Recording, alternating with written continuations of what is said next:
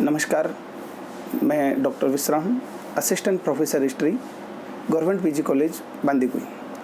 इतिहास विषय में रुचि रखने वाले सभी विद्यार्थियों, अध्येताओं, अनुसंधानकर्ताओं एवं सभी साथियों का हार्दिक अभिनंदन एवं स्वागत करता हूँ। पुनर्जागरण के चतुर्थ व्याख्यान के साथ एक बार फिर से मैं आपके समक्ष हाजिर हूँ। आज हम पुनर्जागरण के व्याख्यान के अंतर्गत जिस विषय बिंदु पर अपनी बात प्रारंभ करने जा रहे हैं, उस विषय बिंदु का शीर्षक है पुनर्जागरण के प्रभाव, इम्पैक्ट ऑफ रेनेसां,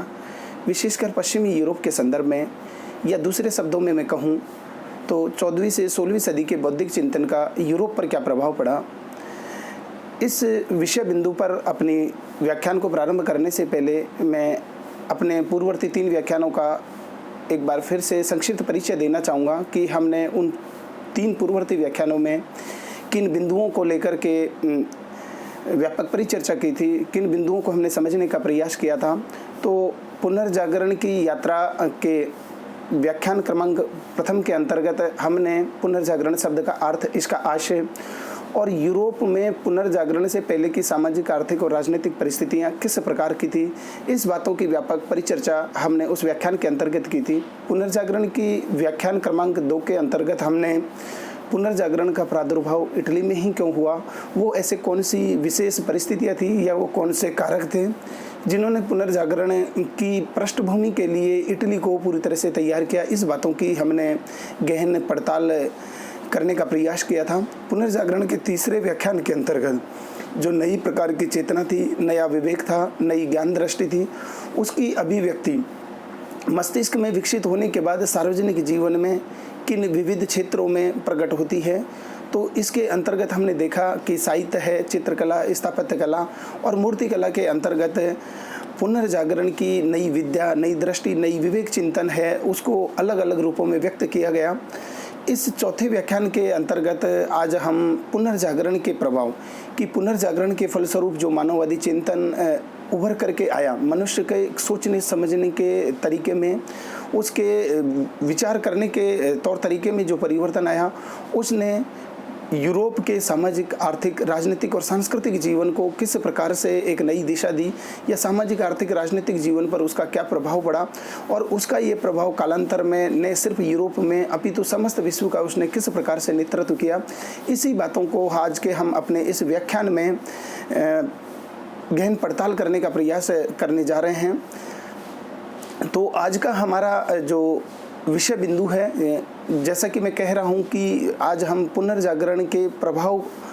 के विभिन्न रूपों के पर बात करने जा रहे हैं। तो आज का हमारा विषय बिंदु का शीर्षक है पुनर्जागरण के प्रभाव,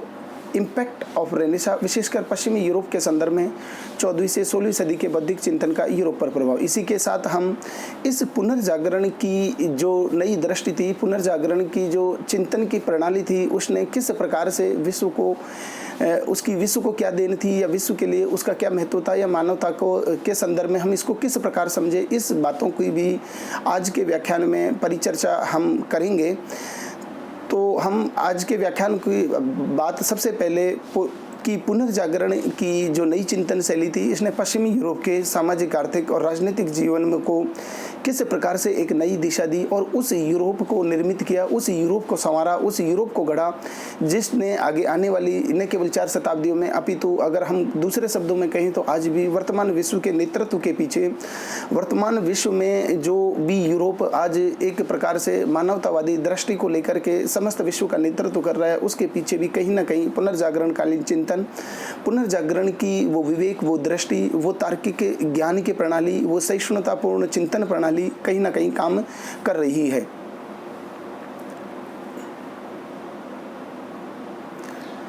तो हम पुनर्जागरण के प्रभाव के अंतर्गत हम इसके प्रभावों को अलग अलग रूपों में देख सकते हैं कि पुनर्जागरण का विभिन्न क्षेत्रों पर किस प्रकार का प्रभाव रहा। अगर हम पुनर्जागरण के प्रभाव की बात करें, हम यहाँ पर अभी फिलहाल बात कर रहे हैं कि यूरोप पर पुनर्जागरण ने किस प्रकार से अपना प्रभाव डाला। हम इस पुनर्जागरण के प्रभाव को 4 आयामों पर अपनी बात प्रारंभ करने जा रहे हैं। पुनर्जागरण के विभिन्न क्षेत्रों पर प्रभाव के अंतर्गत आर्थिक क्षेत्र पर प्रभाव की हम बात करेंगे, दूसरा राजनीतिक जीवन पर इस पर क्या प्रभाव पड़ा, तीसरा है सामाजिक जीवन की चेतना को इसने किस प्रकार से प्रभावित किया, और चौथा धार्मिक क्षेत्र पर इस पुनर्जागरण का क्या प्रभाव पड़ा। अगर हम आर्थिक क्षेत्र पर प्रभाव की बात करें, चूँकि आप जानते हैं कि पुनर्जागरण में जो नई चेतना, नई विवेक दृष्टि आई, यह चाहे इटली का में सबसे पहले उस नई विद्या का बीजारोपण हुआ, या नई चेतना की सांस्कृतिक अभिव्यक्ति हो, या साहित्यिक अभिव्यक्ति हो, या चित्रकलात्मक अभिव्यक्ति हो, वो इटली में जो दिखाई दी, उन सब के पीछे सिर्फ एक प्रेरणा काम कर रही थी, और वो प्रेरणा थी आर्थिक प्रेरणा। चूँकि उस 10वीं से 13वीं सदी के दौर में कुछ ऐसे आर्थिक कारक है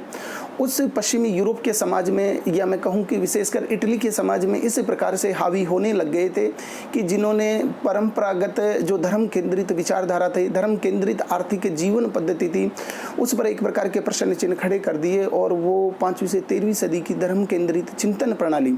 जिसने व्यक्तिवाद को कहीं ना कहीं पीछे धकेल दिया था, व्यक्तिवाद को एक तरह से विस्मृति के गर्त में पहुंचा दिया गया था, उस विस्मृति के गर्त से व्यक्तिवाद को पुनर्जीवित करने का प्रयास इस पुनर्जागरणकालीन चिंतन ने किया। चूँकि पुनर्जागरणकालीन चिंतन में जो नई विद्या, नई विवेक दृष्टि या व्यक्तिवाद की फिर से पुनर्अनुसंधान करने का प्रयास किया गया, उसके पीछे सिर्फ और सिर्फ आर्थिक कारक है वो जिम्मेदार थे। या मैं कहूँ कि पुनर्जागरण का जो स्वरूप, पुनर्जागरण की प्रकृति मानववाद की थी, लेकिन उसका स्वरूप और उसके पीछे जो चेतना और जो तत्व काम कर रहा था वो आर्थिक कारक था। चूँकि आर्थिक कारक को अगर हम दूसरे शब्दों में कहें, जैसा कि आपने पूर्ववर्ती व्याख्यान में सुना कि पुनर्जागरण में के दौरान 10वीं से 13वीं सदी के दौरान समाज में एक धनिक वर्ग, एक व्यापारिक वर्ग है, वो उसका प्रादुर्भाव होता है, वो तेजी से संपत्ति संचित करता रहता है, और वो व्यापारिक वर्ग है वो नगरों में रहने लगता है। नगरों में रहने वाले व्यापारिक वर्ग और धनिक वर्ग की अपनी आवश्यकताएं होती हैं, वो कभी भी स्वयं को एक निश्चित परिधि में बांध करके अपना व्यापार और वाणिज्य नहीं कर सकता। व्यापार और वाणिज्य को लेखाकर्म की और एक अच्छी शिक्षा की आवश्यकता होती है, जिसमें उन्मुक्ता, स्वतंत्र फैसले लेने की प्रवृत्ति हो। क्योंकि जब तक हम उन्मुक्ता और स्वतंत्र फैसले लेने की प्रवृत्ति नहीं होगी, तब तक व्यापार वाणिज्य का विकास नहीं हो सकता। तो जो ये नव धनाढ्य वर्ग जो इटली में पैदा हुआ, या इटली में जिसका तेजी से विस्तार हुआ, उसके चिंतन के लिए और उसके व्यापार वाणिज्य के विकास के लिए ये परंपरागत चिंतन की प्रणाली जो पूरी तरह से धर्म केंद्रित थी, जिसमें पोप, पादरी, चर्च और सामंत का चतुष्कोणीय जो सत्ता थी, उसने एक प्रकार से आर्थिक गतिविधियों को अवरुद्ध कर दिया गया था। वो नवधनिक वर्ग है, वो अपनी आर्थिक गतिविधियों को बढ़ावा देने के लिए, उसके संवर्धन के लिए एक प्रकार की अजीब सी छटपटाहट है उसमें दिखाई देने लगती है। तो इस नवधनाढ्य वर्ग के आर्थिक कारकों ने मिल करके उस नई विद्या के लिए वो पृष्ठभूमि, वो चेतना है वो तैयार की, जिसके कारण से एक नए प्रकार के नगरों का विकास हुआ, नई प्रकार की शिक्षा आई, नई प्रकार के शिक्षकों की आवश्यकता महसूस की गई, और व्यक्ति एक स्थान से दूसरे स्थान पर आने जाने लगा, और वो किसी एक निश्चित दायरे में बंद करके नहीं सोच सकता था। उसका पूरा का पूरा चिंतन इस बात पर केंद्रित था कि किस प्रकार से व्यक्तिवाद को महत्व दिया जाए, किस प्रकार से व्यक्ति को अपने अस्तित्व को स्वयं विकसित करने का लिए प्रयास करना चाहिए, न कि किसी पारलौकिक सत्ता के भरोसे रहना चाहिए, न कि चर्च, पोप और पादरी की भ्रष्ट सत्ता है वो उसके जीवन को निर्देशित करें। तो बात कुल मिलाकर के ये है कि पुनर्जागरण की जो चेतना है, पुनर्जागरण के स्वरूप है, अगर हम कहें तो पुनर्जागरण की चेतना और स्वरूप के पीछे जो तत्व काम कर रहा था वो था आर्थिक कारक। अगर आर्थिक कारक की उस समय कोई प्रधानता नहीं रहती, या आर्थिक तत्व उस समय काम नहीं कर रहे होते, तो हो सकता है कि पुनर्जागरण में जो नई चेतना, नई विद्या और नई दृष्टि जिसे आज हम पढ़ते हैं, जिसे आज हम समझने का प्रयास करते हैं, जो यूरोप आज दिखाई दे रहा है, हो सकता है कि उस प्रकार की चेतना को आने में और भी हजारों साल लग जाते, और आज का विश्व वो नहीं होता जो आज हमें दिखाई देता है। तो हम बात कर रहे हैं कि आर्थिक क्षेत्र पर इस पुनर्जागरणकालीन चिंतन ने क्या प्रभाव डाले। तो अगर हम बात करें कि पहले प्रभाव की, तो हम देखते हैं कि इस काल में समाज के हित और व्यक्ति के हितों में परस्पर टकराहट पैदा होने लगी है।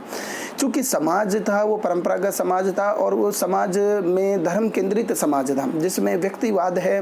या व्यक्ति के अस्तित्व को कहीं ना कहीं विस्मृत कर दिया गया था। लेकिन पुनर्जागरण जागरणकालीन चिंतन का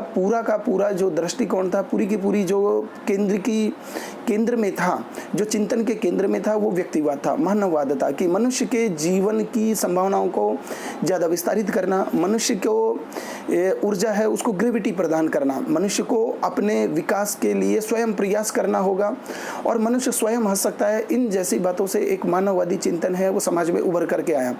चूंकि मानववाद है या व्यक्तिवाद है, वो एक प्रकार से सामूहिक हित या समाज के हितों का कहीं ना कहीं से विरोधी होता है, क्योंकि समाज व्यक्तिवाद को विस्मृत करने का प्रयास करता है और व्यक्तिवाद मनुष्य की अस्मिता की बात करता है। तो हम देखते हैं कि इस जो नई चिंतन प्रणाली, नई चेतना प्रणाली है, उसमें समाज के हित और व्यक्ति के हितों में एक प्रकार की टकराहट पैदा होने लगती है। अब चूंकि इस 14वीं से और 16वीं सदी के दौर में, जैसा कि हमने बात की कि समाज में व्यापारिक वर्ग, धनिक वर्ग, नवधनाढ्य वर्ग और तेजी से बढ़ता हुआ बुजुर्ग हुआ वर्ग है, वो तेजी से वस्तुओं का उत्पादन करने लगता है, उसके पास धन संचय होने लगता है और वो अपने धन को एक ऐसी वस्तुओं में निवेश करना चाहता है जहां पर उसको ज़्यादा से ज़्यादा मुनाफा होने लगे। तो ये प्रवृत्ति बाजार के विकास के लिए अनुकूल होती है। तो हम कहें कि पुनर्जागरण ने एक प्रकार से बाजार की प्रणाली को स्थापित करने का कार्य किया और व्यक्ति के जीवन में बाजार हावी होने लगा। तो पुनर्जागरण के आर्थिक प्रभाव के दूसरे बिंदु के अंतर्गत हम ये देख सकते हैं कि इस समय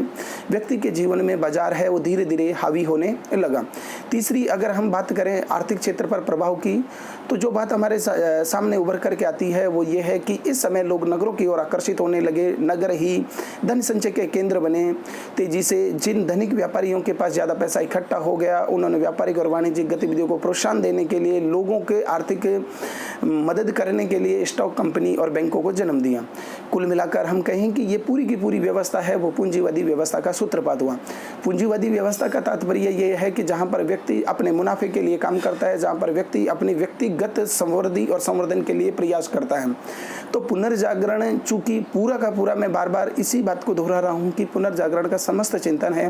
वो व्यक्तिवाद पर आधारित था, वो मानववादी दृष्टिकोण पर आधारित था और व्यक्तिवाद और मानववादी दृष्टिकोण है वो पूंजीवादी व्यवस्था की स्थापना के लिए सहायक सिद्ध हुई। और पूंजीवादी व्यवस्था है वो भी इसी बात की मांग करती है कि प्रत्येक व्यक्ति को अपनी आर्थिक संवृद्धि और आर्थिक संवर्धन में जितना वो प्रयास करता है,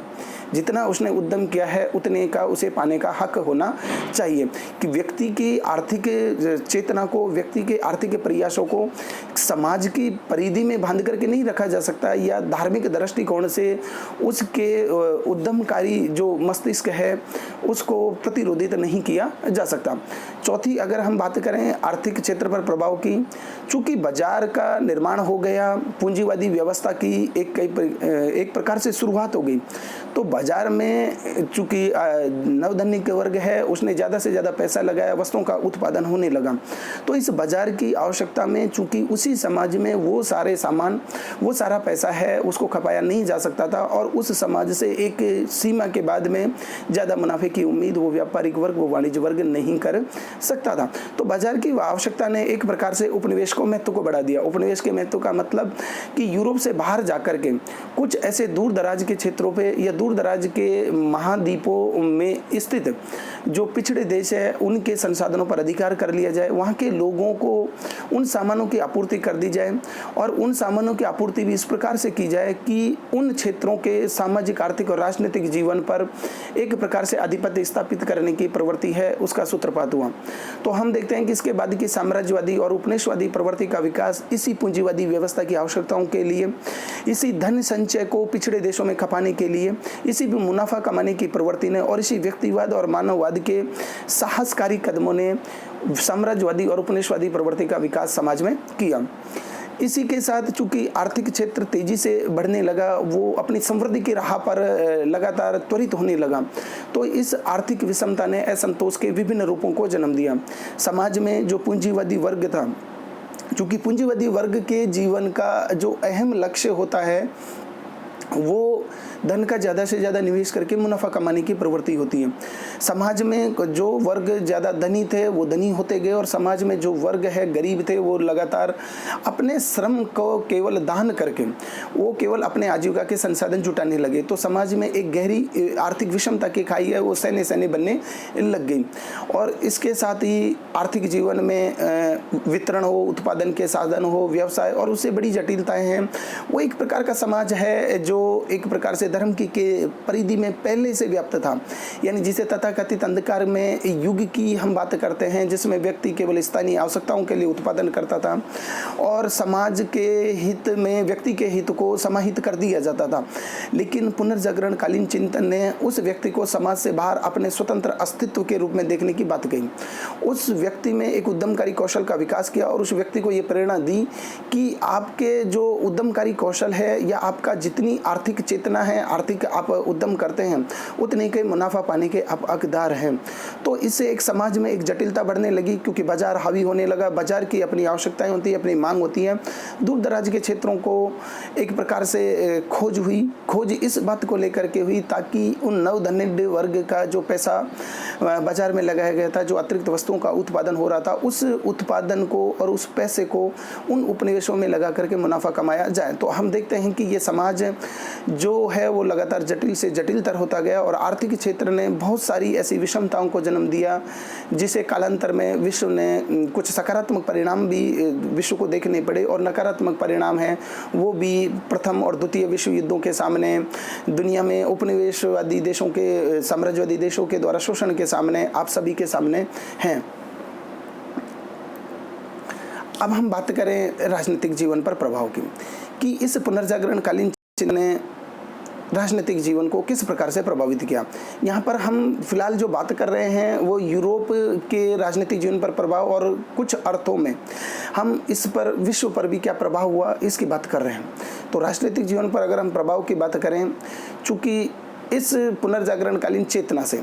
पुनर्जागरणकालीन चिंतन से और एक नई तार्किक और सहिष्णु दृष्टि जब व्यक्ति के मस्तिष्क में विकसित हुई, तो उससे कहीं ना कहीं सामंतवाद का अवसान होता है। सामंतवाद वो प्रणाली थी जिसने 5वीं से 13वीं सदी के यूरोप के राजनीतिक जीवन को प्रभावित और निर्देशित किया था, जिसमें व्यक्ति स्थानीय आवश्यकताओं के लिए उत्पादन करता था। व्यक्ति के मुनाफा कमाने की प्रवृत्ति नहीं थी, पूंजीवाद का कोई नामो निशान नहीं था। एक प्रकार से आर्थिक प्रगति, आर्थिक रुकावट उस समय पैदा हो गई थी। चूंकि ये सामंत भी एक प्रकार से चर्च, पोप और पादरी की सत्ता के अधीन थे और उसी के मातहत होकर के ये अपनी आर्थिक गतिविधियों को अंजाम देते थे। तो हम कहेंगे 5वीं से 13वीं सदी का जो दौर था, जिसे मैं कहूँ कि धर्म केंद्रित यूरोप था, धर्म केंद्रित व्यक्ति था, धर्म केंद्रित समाज था, उसमें सामंतवाद का बोलबाला था। लेकिन पुनर्जागरणकालीन चिंतन ने जब व्यक्तिवाद और मानववाद की बात की, उसने एक नई प्रकार के विवेक दृष्टि सामने रखी, तो सामंतवाद का सैन्य अवसान हो गया और मध्यम वर्ग का उत्थान हुआ। मध्यम वर्ग का तात्पर्य वकील, डॉक्टर, पत्रकार या चिकित्सक है, शिक्षक है, या नवधनाढ्य वर्ग है, पूंजीपति वर्ग है, वाणिज्यिक वर्ग है, इसे हम मध्यम वर्ग के अंतर्गत शामिल करते हैं। तो सामंतवाद का अवसान हुआ और सामंतवाद के अवसान के फलस्वरूप समाज में मध्यम वर्ग का तेजी से उत्थान इस पुनर्जागरणकालीन चेतना के फलस्वरूप है वो समाज में तेजी से उभरने लगता है। दूसरी जो महत्वपूर्ण बात है राजनीतिक जीवन पर प्रभाव की, कि राष्ट्रीय राजतंत्र का विकास हुआ। चूंकि राष्ट्रीय राजतंत्र के विकास को कहीं ना कहीं सामंतवादी शासन प्रणाली ने, चर्च और पोप की जो धर्म केंद्रित जो व्यवस्था थी, उसने राष्ट्रीय राजतंत्रों के विकास को बाधित किया हुआ था। लेकिन पुनर्जागरणकालीन चिंतन ने जब मध्यम वर्ग को उत्थान का अवसर दिया और व्यक्तिवाद की बात की, और उन्होंने कहा कि चर्च, पोप की सत्ता को मानने के लिए कोई भी राजा या कोई भी शासक है वो बाध्य नहीं है। चूँकि ये स्थितियाँ वो हैं जो एक राष्ट्रीय राजतंत्र के विकास के लिए अनुकूल होती है, और कहीं ना कहीं पुनर्जागरणकालीन चिंतन ने स्वतंत्र राजाओं के अस्तित्व की बात की, राष्ट्रीय राजतंत्र के विकास की बात की, या हम कहें कि राष्ट्रीय राज्य है उसकी स्थापना को इस पुनर्जागरणकालीन चिंतन ने जन्म दिया। और इसके बाद ही हम देखते हैं कि स्पेन हो, पुर्तगाल हो, हॉलैंड हो, इंग्लैंड हो, फ्रांस है, उसमें तेजी से राष्ट्रीय राजतंत्रों का विकास होता है। चूंकि राष्ट्रीय राजतंत्रों के विकास के लिए सबसे पहली आवश्यकता थी कि मध्यम वर्ग की शक्ति का दमन किया जाए। मध्यम वर्ग की शक्ति है उसमें गिरावट आए, लेकिन उस मध्यम वर्ग की शक्ति के वैक्यूम को भरने के लिए कोई ना कोई एक ऐसा वर्ग जो आर्थिक रूप से भी संपन्न हो, जो विचारों में प्रगतिशील हो, प्रगतिगामी हो और इस नई व्यवस्था का स्वागत करे, ऐसी व्यवस्था का समर्थन और सहयोग मिलना उस तत्कालिक राजा की को आवश्यक था। और मध्यम वर्ग ने उस राजा को वो सहयोग और वो आवश्यक संसाधन उपलब्ध करवाए। चूंकि मध्यम वर्ग की आवश्यकता ये थी कि एक ऐसी शासन प्रणाली हो जो सामंतवाद के चंगुल से उस मध्यम वर्ग को, उस व्यापारी और वाणिज्य वर्ग को मुक्ति दिलाए, ताकि वो अपनी आर्थिक और वाणिज्यिक गतिविधियों को व्यक्तिवाद के दायरे में रह करके तेजी से बढ़ा सके, अपने मुनाफे अर्जन की प्रवृत्ति है उसका तेजी से विकास कर सके, पूंजीवादी व्यवस्था के विकास को संरक्षण देने वाला एक राजा हो। चूंकि यहाँ अपन देखते हैं कि राजा की अपनी आवश्यकता थी, राजा सामंतों की शक्ति के प्रभाव से निकलना चाहता था और मध्यम वर्ग अपनी बढ़ती हुई महत्वाकांक्षाओं को पूरा करना चाहता था। राजा को मध्यम वर्ग की आवश्यकता थी और मध्यम वर्ग को राजा की आवश्यकता थी। इन दोनों में एक ऐसा गठबंधन हुआ कि इस गठबंधन के फलस्वरूप सामंतों की शक्ति का दमन कर दिया गया और मध्यम वर्ग ने आवश्यक संसाधन उस राजा को उपलब्ध करवाए, राजा के प्रति अपनी निष्ठा व्यक्त की। राजा ने मध्यम वर्ग को व्यापार और वाणिज्य के क्षेत्र में आर्थिक सुरक्षा और एक प्रकार से सैनिक सुरक्षा उपलब्ध करवाई और इन दोनों के अद्भुत गठजोड़ से न केवल राष्ट्रीय राजतंत्र का विकास हुआ बल्कि निरंकुश राजतंत्रों की सत्ता का भी यूरोप में तेजी से प्रचलन हुआ। या हम इसे दूसरे शब्दों में कहें कि राष्ट्र राज्य की पृष्ठभूमि इन दोनों के गठबंधन के चलते तैयार हुई और आधुनिक राज्य की स्पष्ट परिभाषा वाली रूपरेखा इस पुनर्जागरणकालीन चिंतन ने ही तैयार की। लेकिन विरोधाभास की स्थिति ये भी है कि जहां पर राजा और मध्यम वर्ग के प्रारंभिक सहयोग से राष्ट्रीय राजतंत्रों का विकास हुआ, राष्ट्र राज्य की पृष्ठभूमि तैयार हुई, बाद में सैन्य ने राजा और मध्यम वर्ग में अधिकारों को लेकर के, अपनी योग्यता को सम्मान देने को लेकर के एक ही प्रकार का प्रश्न चिन्ह लगने लगा और इस मध्यम वर्ग को राजा ने कुलीन तंत्र के प्रभाव में आकर के एक बार सत्ता स्थापित कर लेने के बाद में पीछे धकेलने का प्रयास किया और पूरी कर व्यवस्था है वो मध्यम वर्ग पर ला दी, जिसकी चरम परिणति हम फ्रांस की क्रांति में देखते हैं। चूंकि फ्रांस की क्रांति मध्यम वर्ग की महत्वाकांक्षाओं को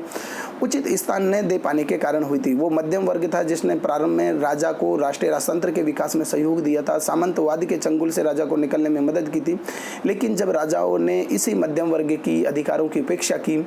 तो ये मध्यम वर्ग अपने अधिकारों के लिए उठ खड़ा हुआ और यूरोप के विभिन्न देशों में जो क्रांतियां हुई इसी मध्यम वर्ग के अधिकारों के लिए, मध्यम वर्ग के राजनीतिक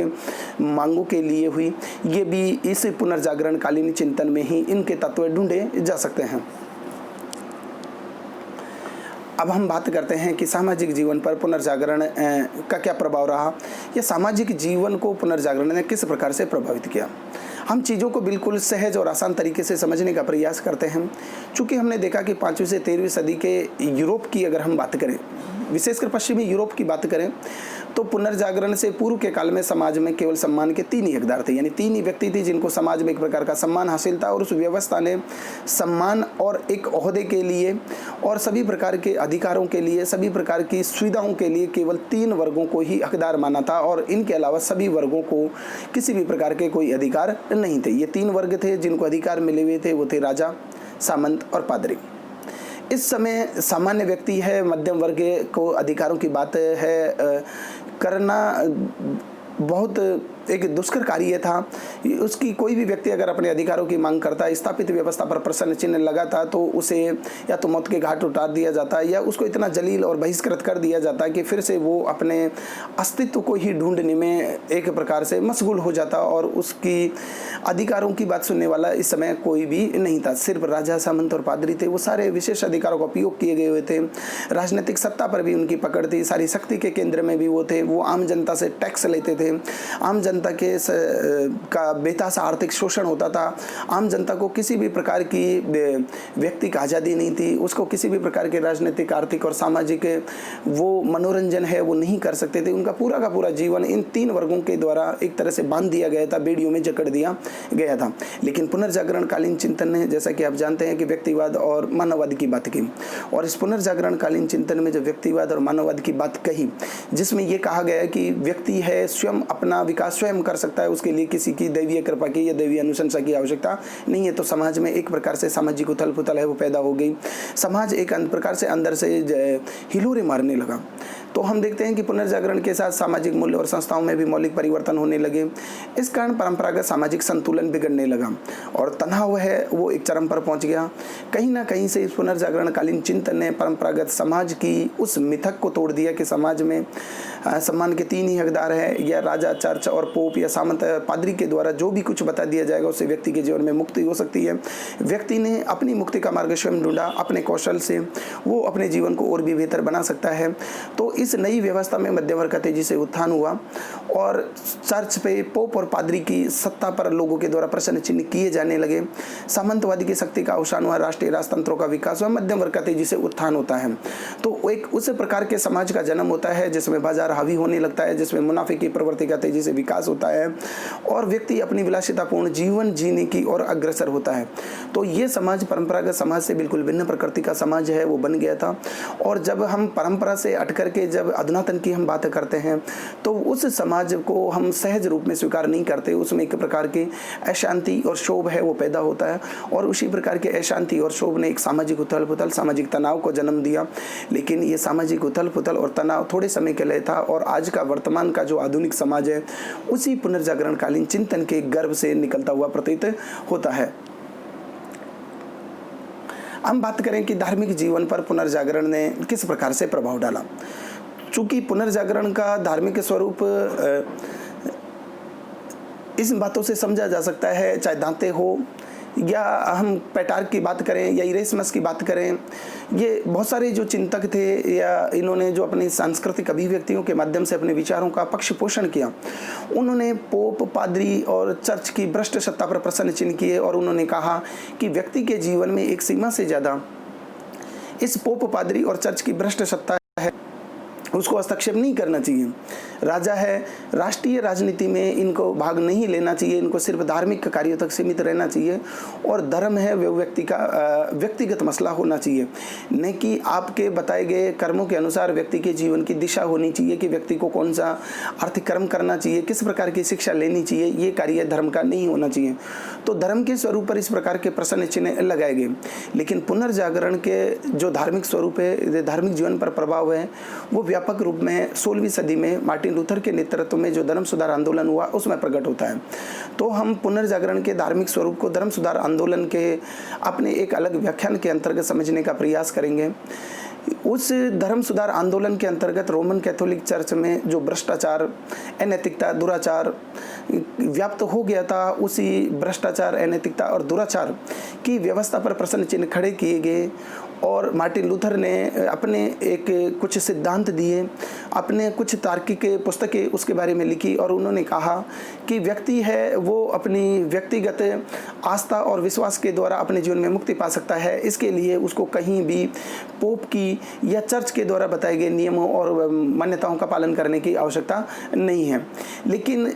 ये बात 16वीं सदी की है। लेकिन पुनर्जागरण कालीन प्रारंभ में अगर 13वीं और 14वीं सदी की बात करें, जब धर्म की मान्यताओं पर प्रश्न चिन्ह उठाए जाने लगे, तो इस समय का समाज वो था जो धर्म पर किसी भी प्रकार के बंधन स्वीकार करने को तैयार नहीं था। इंग्लैंड में जब वाइक्लिफ ने और बोहेमिया में आस्ट ने जब थोड़े सुधारों की बात की तो उन्हें अपनी जान से हाथ धोना पड़ा। लेकिन 16वीं सदी में पुनर्जागरण कालीन वो विवेक चिंतन, वो व्यक्तिवादी दृष्टिकोण, वो मानववादी चेतना है, वो इस कदर हावी हो गई कि 16वीं सदी में जाकर के धर्म पर प्रश्न चिन्ह उठाने वाले की बात को सहज ही नहीं दबाया जा सकता था। और जैसा कि आगे हम पढ़ेंगे कि मार्टिन लूथर ने वो क्रांति, वो ज्वाला जलाई और वो अपनी तर्कपूर्ण विवेक दृष्टि से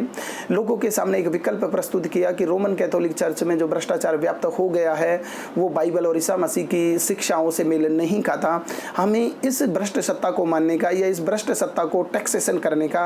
हमें कोई हक नहीं है। हमें अपनी मुक्ति का मार्ग स्वयं तलाश करना होगा, क्योंकि ईसा मसीह ने आस्था, विश्वास और करुणा के आधार पर हमें जो शिक्षा दी है उन शिक्षा के उद्देश्यों को ये चर्च और पोप की जो सत्ता है वो पूरा नहीं करती। तो धार्मिक जीवन पर जो प्रभाव है वो धर्म सुधार आंदोलन के रूप में प्रकट होता है। और हम देखते हैं कि 16वीं सदी में जो ये धर्म सुधार आंदोलन हुआ उसके बाद में धर्म व्यक्ति का व्यक्तिगत मसला है वो बना दिया गया। यूरोप में काफ़ी उथल पुथल हुई, यूरोप में काफ़ी संघर्ष हुए, रक्त रंजित संघर्ष हुए और कहीं ना कहीं रक्त रंजित संघर्ष होने के बाद में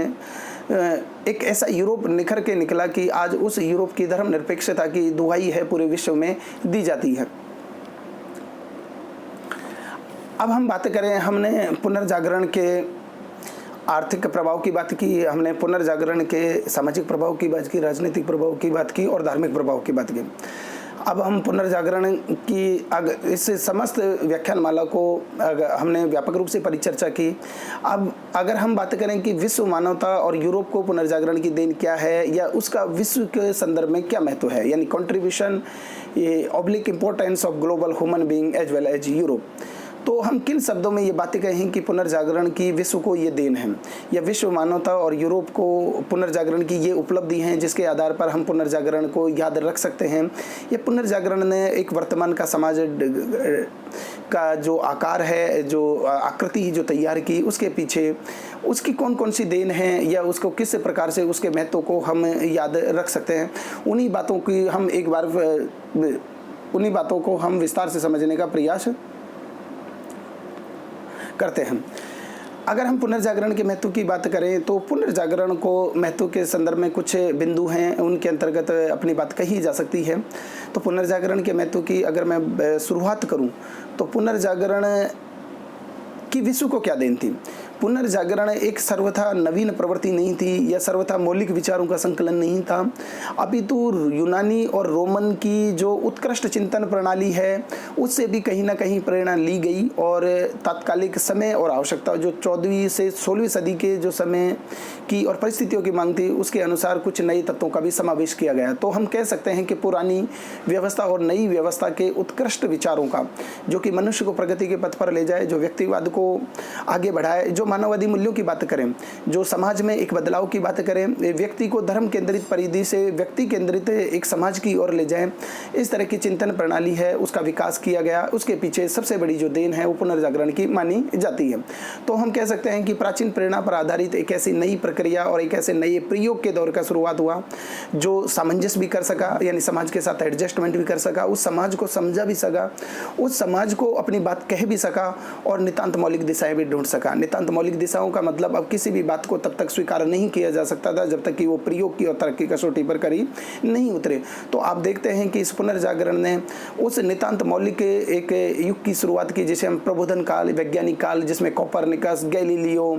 विलियम हार्वे के वैज्ञानिक सिद्धांत है या न्यूटन के गुरुत्वाकर्षण के सिद्धांत जैसे सिद्धांतों की खोज हुई। दूसरी, अगर हम इसके महत्व की बात करें, विश्व मानवता को इसकी देन की बात करें पुनर्जागरण की, तो हम जो दूसरे जो बिंदु के रूप में अपनी बात कह सकते हैं वो है मनुष्य के सामाजिक मूल्यों की कहीं ना कहीं पुनर्प्रतिष्ठा। मनुष्य के सामाजिक मूल्यों में ये आता है कि व्यक्ति स्वयं के अस्तित्व की तलाश करे, स्वयं को मूल्य को पहचाने, पारलौकिक जीवन की अपेक्षा इहलौकिक जीवन की परवाह करे, व्यक्ति के जीवन और समस्याओं में रुचि लें। तो हम कह सकते हैं कि व्यक्तिवाद और मानववाद वैश्विक मूल्य के रूप में स्थापित हुए। उसके पीछे जो अगर देन किसी की मानी जाती है तो वो है पुनर्जागरण कालीन चिंतन की। तो सबसे पहली जो हमने बात की वो ये थी कि प्राचीन प्रेरणाओं पर आधारित एक ऐसा दौर शुरुआत हुआ जिसने प्राचीनता के साथ भी वो सामंजस्य कर सका और नितांत मौलिक दिशाएं भी ढूंढ सका। दूसरी बात है कि व्यक्तिवाद और मानववादी मूल्य जो संसार में आज प्रचलित है उसके पीछे कहीं ना कहीं ये पुनर्जागरण कालीन चिंतन, पुनर्जागरण कालीन प्रेरकों, पुनर्जागरण कालीन दार्शनिक और पुनर्जागरण काल की सांस्कृतिक अभिव्यक्ति का बहुत बड़ा योगदान माना जा सकता है। इस पुनर्जागरण ने व्यक्ति के जीवन में एक प्रकार के साहस का बीजारोपण किया, साहस का संचार किया और उस व्यक्ति ने यूरोप से बाहर भी दुनिया के अलग अलग हिस्सों को देखने का प्रयास किया। यूरोप के अलग अलग हिस्सों को देखने के प्रयास में भौगोलिक यात्राओं का एक दौर प्रारंभ हुआ और इस भौगोलिक यात्राओं के दौर के अंतर्गत दुनिया के दूर दराज के देशों की यूरोप के लोगों तक पहुँच बढ़ाने के लिए उन इलाकों को खोजा गया, उन इलाकों तक संसाधनों की खोज की गई और इस भौगोलिक अन्वेषण में सबसे जो प्रथम स्थान रहा वो रहा स्पेन और पुर्तगाल का। जैसा कि आप जानते हैं कि कोलंबस है और वास्को डी गामा ने भारत तक पहुंचने का पूरा समुद्री मार्ग खोज निकाला। कोलंबस ने एक नई दुनिया की खोज की। तो भौगोलिक अन्वेषण ने अमेरिका के रूप में एक नई दुनिया का तो पता दिया ही, स्वयं पुरानी दुनिया में एक नई दुनिया की रचना हुई। पुरानी दुनिया का मतलब यहाँ पर यूरोप है जिसकी पहले से खोज थी और यूरोप के लोगों ने चूंकि पूरी दुनिया के अलग अलग रास्तों को खोज निकालने का प्रयास किया, उन दुनिया के अलग अलग हिस्सों में जाकर के अपने सामानों को बेचना प्रारंभ किया, उनमें अपने उपनिवेश स्थापित किए, साम्राज्यवाद को स्थापित किया। तो हम कह सकते हैं कि पुरानी दुनिया और नई दुनिया का एक प्रकार का अद्भुत सामंजस्य का दौर है वो प्रारंभ हुआ। इसके पीछे सबसे बड़ी देन है वो पुनर्जागरण को मानी जाती है। चौथी बात हम कहें कि पुनर्जागरण की महत्व और देन की बात करें हम, तो मानव मस्तिष्क की अपरिमित संभावना का पता चलने लगा और मनुष्य की शक्ति को उसकी वैज्ञानिक विजयों ने बढ़ाना शुरू किया। वो दौर शुरू होता है कोपरनिकस ने टॉलेमी की पृथ्वी केंद्रित जो ब्रह्मांड की परिकल्पना है जो रखी थी, उसको कोपरनिकस ने सूर्य केंद्रित ब्रह्मांड की परिकल्पना से विस्थापित किया। और इस कोपरनिकस की विचारधारा को बाद में गैलीलियो ने अपनी दूरबीन से और केपलर ने ग्रहों की गति के माध्यम से सही यथार्थ साबित किया। बाद में न्यूटन ने गुरुत्वाकर्षण के सिद्धांत का प्रतिपादन किया और इस श्रृंखला में लगातार एक वैज्ञानिक अन्वेषण, एक वैज्ञानिक युग का दौर प्रारंभ हुआ जिसने बाद में क्रांति की नींव रखी। और आज का जो समाज है, दूर संचार टेक्नोलॉजी में प्रगति हुई, 5G के दौर में आज हम पहुंच गए हैं, नैनो टेक्नोलॉजी का दौर है,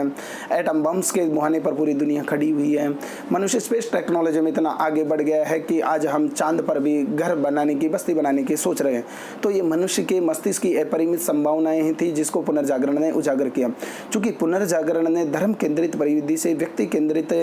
परिधि की और उस व्यक्ति के संक्रमण का प्रयास किया, उस व्यक्ति को तैयार किया जहां पर उसके मस्तिष्क की संपूर्ण संभावनाओं को उजागर करने का, उसकी संपूर्ण संभावना है उसको विकसित करने के लिए बात कही जाने लगी। तो एक प्रकार से उस वैज्ञानिक विजय का दौर प्रारंभ हुआ, उस प्रबोधन का युग प्रारंभ हुआ जिसका पूरा का पूरा चिंतन तर्क,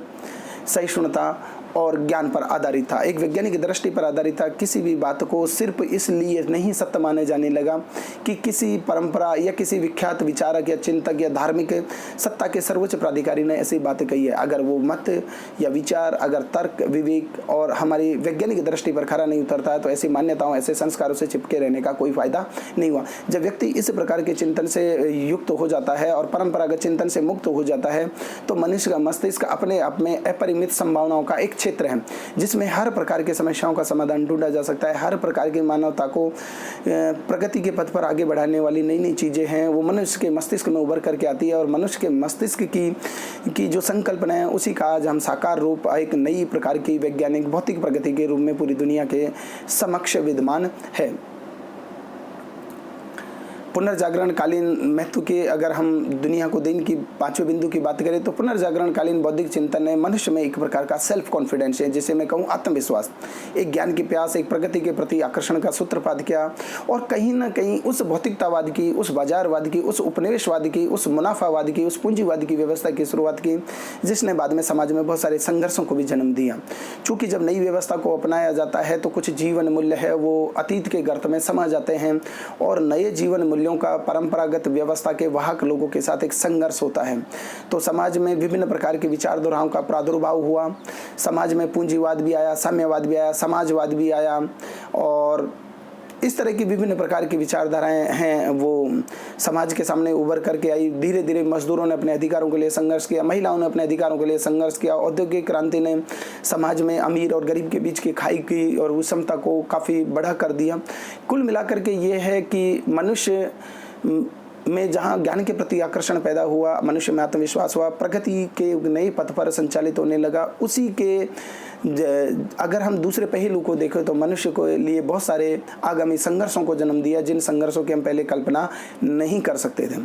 छठे, अगर हम इसके देन की बात करें पुनर्जागरण की, विश्व मानवता को क्या देन है तो धर्म की पकड़ से मुक्त और विवेक और विज्ञान से लैस एक नया जीवन दर्शन मनुष्य और उसके परिवेश को समझने और निरंतर प्रगति की ओर बढ़ने के लिए अपनाया जाने लगा। ये एक ऐसा परिवेश था जिसमें मनुष्य सिर्फ अपने मस्तिष्क से,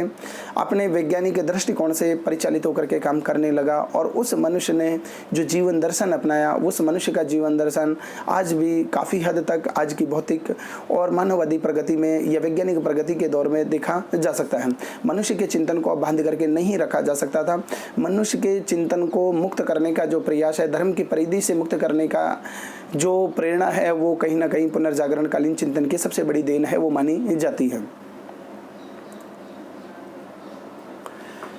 अब हम इसके सातवें महत्व की बात करें कि पूंजीवाद की स्थापना के पीछे या पूंजीवाद के दौर की शुरुआत के पीछे, जैसा कि मैंने बात की, पूंजीवाद का तात्पर्य व्यक्तिवादी आर्थिक मुनाफे की प्रवृत्ति को बढ़ावा देना,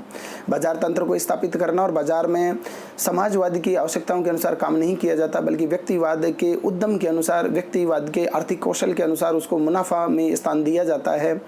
तो पूंजीवादी प्रवृत्ति का जो विकास हुआ, पूंजीवादी जो जीवन मूल्य स्थापित हुआ, उसके पीछे सबसे बड़ा योगदान है वो पुनर्जागरणकालीन चिंतन की, पुनर्जागरणकालीन चेतना की, पुनर्जागरणकालीन आर्थिक प्रेरणा की योगदान माना जाता है।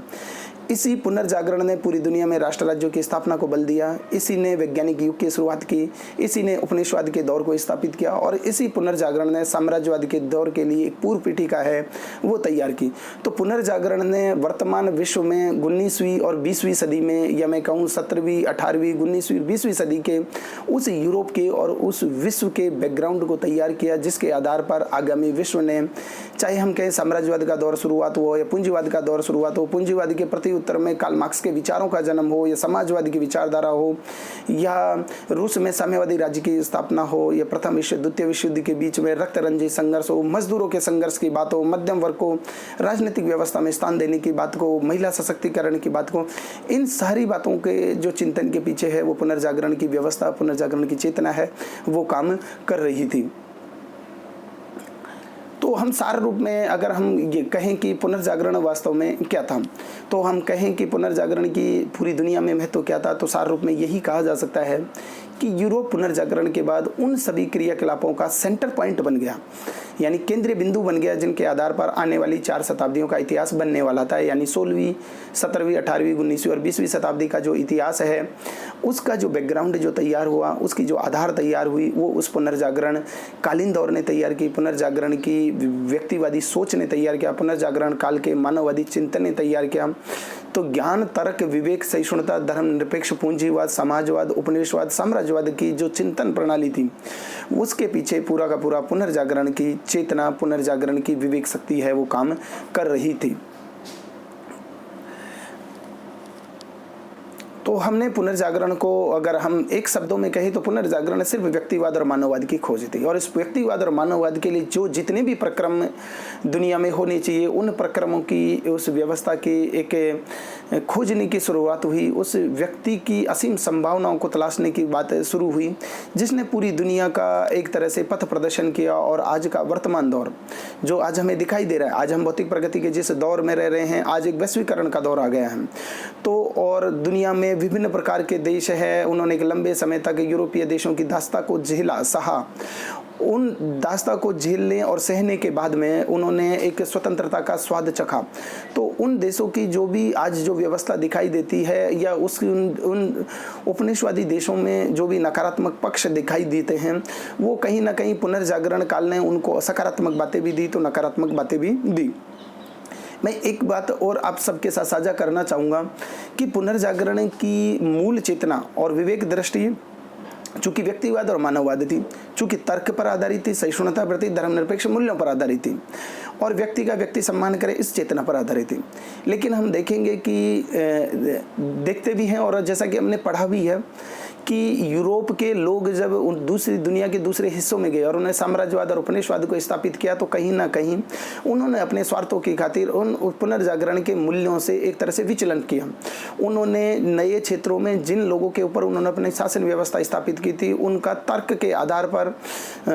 तर्क का सिद्धांत, विवेक का सिद्धांत, सहिष्णुता, धर्मनिरपेक्ष और व्यक्तिवाद या मानववाद के सिद्धांत को उन लोगों पर लागू नहीं किया। तो यूरोप की एक प्रकार से पुनर्जागरण के संदर्भ में दोहरी नीति थी। लेकिन विचार, एक चिंतन एक ऐसी प्रक्रिया है जिसको हम किसी सीमा में बांध नहीं सकते, जिसको हम समय के एक विशेष चक्र के अंतर्गत हम उसको परिमित नहीं कर सकते। चूँकि विवेक और विचार है और चिंतन है, कभी ना कभी काल की सीमाओं कालातीत होता है, समय अतीत होता है, वो सीमा अतीत होता है।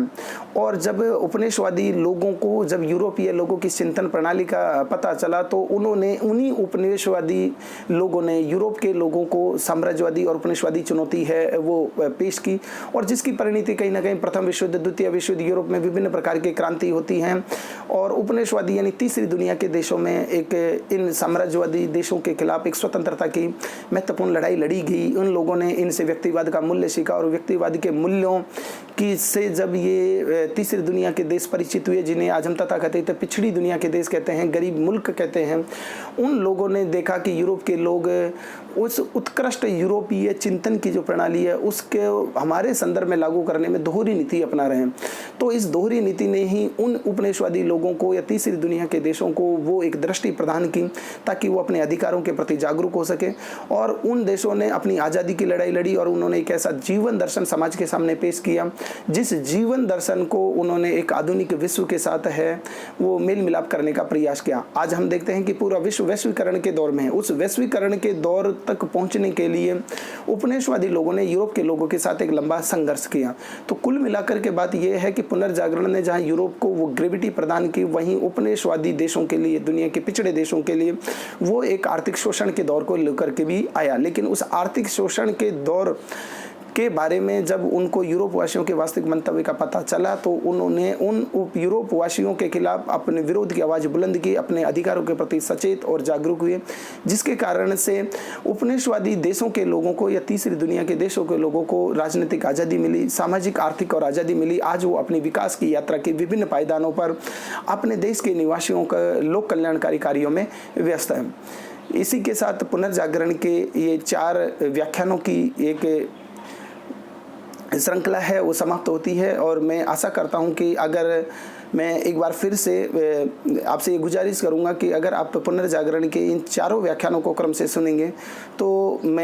मुझे ये विश्वास है कि आप पुनर्जागरण के वास्तविक मर्म से, वास्तविक चिंतन से, यूरोप के लोगों ने ऐसा क्यों किया, कि विभिन्न प्रकार के जीवन मूल्य क्यों विकसित हुए, विश्व मानवता को जो देन दिखाई देती है,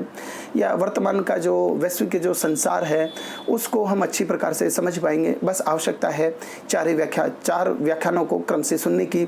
4 व्याख्यानों को न केवल क्रम से सुनेंगे बल्कि हम उन्हें मनन करेंगे, चिंतन करेंगे। ये एक मेरा विश्लेषण था जो मैंने तथ्यों के आधार पर दिया, जिसका एक मैंने आलोचनात्मक विश्लेषण करने का प्रयास किया। हो सकता है कि तथ्यों की जब आपको समझ हो जाए तो आपका विश्लेषण या आपकी आलोचनात्मक दृष्टि है वो मेरे से मत भिन्नता रखती हो, लेकिन चूंकि मेरा विश्व पुनर्जागरण को 4 व्याख्यानों के अंतर्गत प्रस्तुत करने का समुच्चा सार है वो यही है कि आपके विवेक का, आपके चिंतन का, आपके बुद्धि कौशल का भी रीबर्थ हो। आप मेरी कही गई बातों को आत्मसात हूबहू ना करें। अगर आपको लगता है कि मेरी बात तार्किक दृष्टि से सही है तो आप उसे आत्मसात करें, लेकिन अगर आप में कोई एक नई चेतना इस पुनर्जागरण को लेकर के पैदा होती है कि हाँ वास्तव में कुछ ऐसा हुआ होगा, तो आप उसको स्वीकार करें। रास्ता आपको है, विवेक आपका है, बुद्धि आपकी है, मस्तिष्क आपका है, निर्णय आपको लेना है। इन्हीं बातों के साथ आप सभी का बहुत बहुत धन्यवाद।